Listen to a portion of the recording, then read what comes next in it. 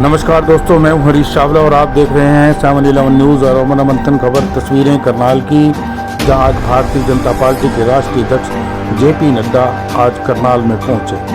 JP Nadda रविवार को करनाल के रेलवे स्थित होटल प्रेम प्लाजा में आयोजित प्रबुद्ध नागरिक सम्मेलन में लोगों को संबोधित करने पहुंचे थे। इस दौरान प्रदेश के मुख्यमंत्री नैप सिंह सैनी, पूर्व मुख्यमंत्री मनोहर लाल, भाजपा के जिलाध्यक्ष योगेंद्र राणा, प्रदेश कार्यकारिणी के सदस्य जगमोहन नंद तथा करनाल की पूर्व मेयर रेणुबाला गुप्ता मौजूद थी। जेपी नड्डा ने करनाल से लोकसभा प्रत्याशी मनोहर लाल और विधानसभा उपचुनाव में भाजपा प्रत्याशी मुख्यमंत्री नैप सिंह सैनी के लिए वोट की अपील की। नड्डा ने मनोहर लाल की तारीफ करते हुए कहा कि मनोहर लाल ने हरियाणा को पारदर्शी शासन दिया, ऐसी योजनाएं चलाई जिनसे हरियाणा के लोग लाभान्वित हुए। उन्होंने कहा कि विपक्ष केवल अपने परिवारों और अपने चहेतों की चिंता करता है। जेपी नड्डा ने कहा कि 10 साल पहले लोगों में निराशा थी कि जो भी पार्टी सत्ता में आती है वह कुछ नहीं करती। उन्होंने बीजेपी को वोट दिया। बीजेपी सत्ता में तो आ गई, लेकिन उसके बाद बीजेपी ने जो काम किया उससे लोगों में उम्मीद जगी, क्योंकि उनका एक ही मानना था कि सरकार चाहे कोई भी आए वह कुछ करने वाली नहीं थी। लेकिन भाजपा ने उन धारणाओं को तोड़ दिया। भाजपा ने सबका साथ सबका विकास के साथ काम किया। जेपी नड्डा ने कहा कि आज स्थिति है कि योजनाओं का फायदा अंतिम व्यक्ति तक बिना किसी सिफारिश के पहुंच रहा है। अब डिजिटल इंडिया की ओर कदम बढ़ा दिए गए हैं। भाजपा ने गांव-गांव जाकर आयुष्मान कार्ड बनाने का काम किया है। जेपी नड्डा ने कहा पहले आर्मी को हथियार भी ढंग से नहीं मिलते थे, अब जिसमें कई जवान शहीद होते थे, लेकिन अब सेना सक्षम हो चुकी है। उनके पास बुलेट प्रूफ जैकेट है, राफेल जैसे विमान है। सड़कें पहले नहीं हुआ करती थी, बॉर्डर तक पहुंचने में कई दिन का समय लगता था, लेकिन आज 1 से 1.5 दिन में पूरी फोर्स बॉर्डर तक पहुंच जाती है। जेपी नड्डा ने कहा कि हरियाणा पर्ची और खर्चियों के लिए माहिर था, लेकिन उस कंसेप्ट को तोड़ा गया और बिना खर्ची पर्ची के नौकरियां मिलने लगी। उन्होंने कहा कि पहले कोई व्यक्ति बीमार हो जाता था, कैंसर हो जाता था या कोई गंभीर बीमारी, इलाज के लिए सरकार की मदद की जरूरत पड़ती थी। बीमार व्यक्ति के परिजन चिट्ठियाँ लिख कर परेशान हो जाते थे, लेकिन आज वह समय है जब लोगों को घर बैठे इलाज मिलता है। उन्होंने कहा कि हमारे देश में पोलियो की दवाई, जापानी बुखार, डिप्थीरिया की दवाई में आने से कई दशकों का समय लगता था। आज बीजेपी का रिपोर्ट कार्ड देखें तो वह बहुत मजबूत है। इस दौरान पूर्व मुख्यमंत्री मनोहर लाल खट्टर, प्रदेश के मुख्यमंत्री नैप सिंह सैनी ने जेपी नड्डा का करनाल पहुंचने पर स्वागत किया। आपको इस रिपोर्ट में अपनी राय शुमारी जरूर देनी चाहिए। इस खबर को लाइक करने के साथ शेयर जरूर करिए। देखिए 7-11 न्यूज़ और अमन मंथन खबर की करनाल से विशेष रिपोर्ट। बोलिए भारत माता की, भारत माता की, भारत माता की। आज के इस कार्यक्रम में मंच पर उपस्थित हमारे पार्टी के पार्लियामेंट्री बोर्ड की सदस्य, वरिष्ठ नेत्री सम्माननीय श्रीमती सुधा यादव जी,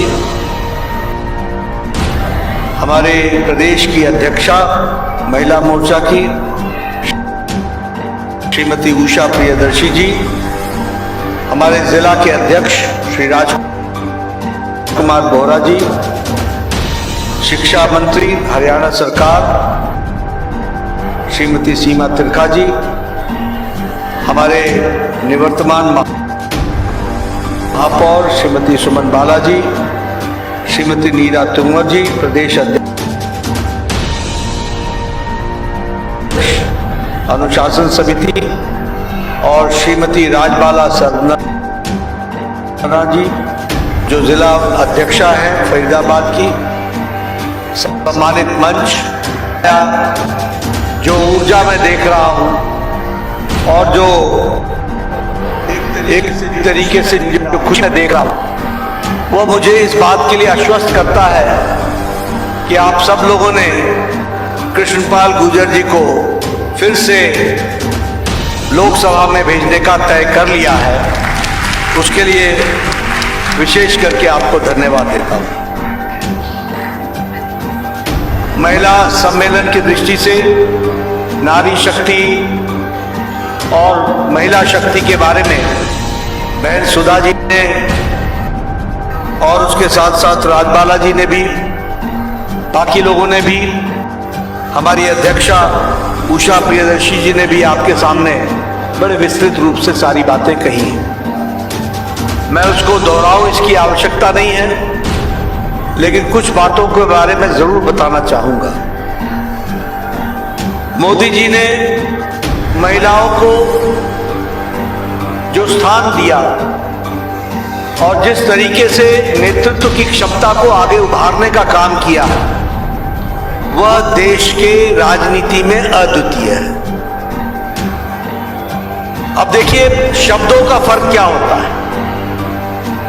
हम कहते थे विमेन डेवलपमेंट, विमेन डेवलपमेंट, और प्रधानमंत्री मोदी जी ने कहा along with women development women lead development होना चाहिए, विमेन के माध्यम से।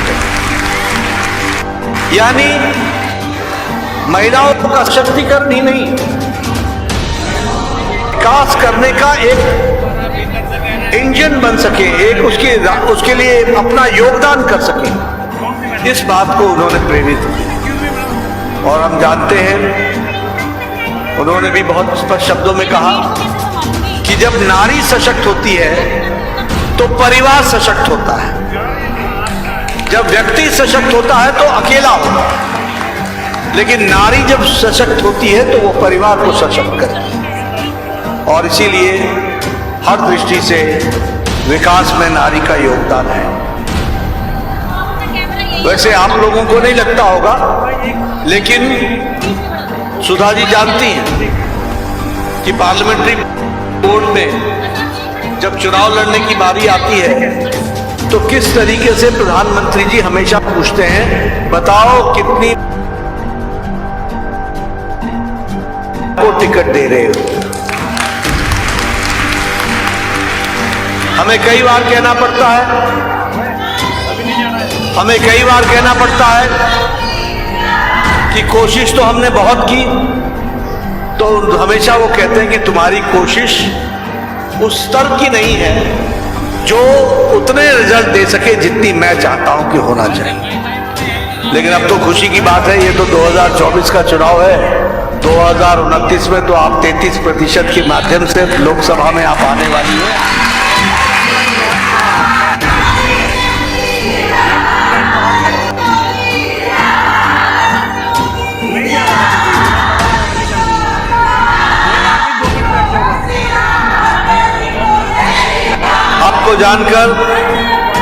आपको जानकर खुशी होगी कि ये जो निवर्तमान लोकसभा, जो अभी अगली लोकसभा के पहले जो गठित आज जो थी, उसमें 78 विमेन एमपीज थे। उस 78 में 41 women MP Bharatiya Janata party की रही, ये भी हमको ध्यान रखना चाहिए। इसलिए और अब तो तस्वीर ही बदल जाएगी। मैं यहां ये भी कहना चाहता हूं, प्रधानमंत्री इंदिरा गांधी को छोड़ दें तो प्रधानमंत्री मोदी जी के द्वारा पहला एक्सटर्नल अफेयर्स मिनिस्टर, पहला डिफेंस मिनिस्टर और पहली फाइनेंस मिनिस्टर ये बनाने का किसी ने काम किया तो प्रधानमंत्री मोदी जी ने किया, ये भी हमको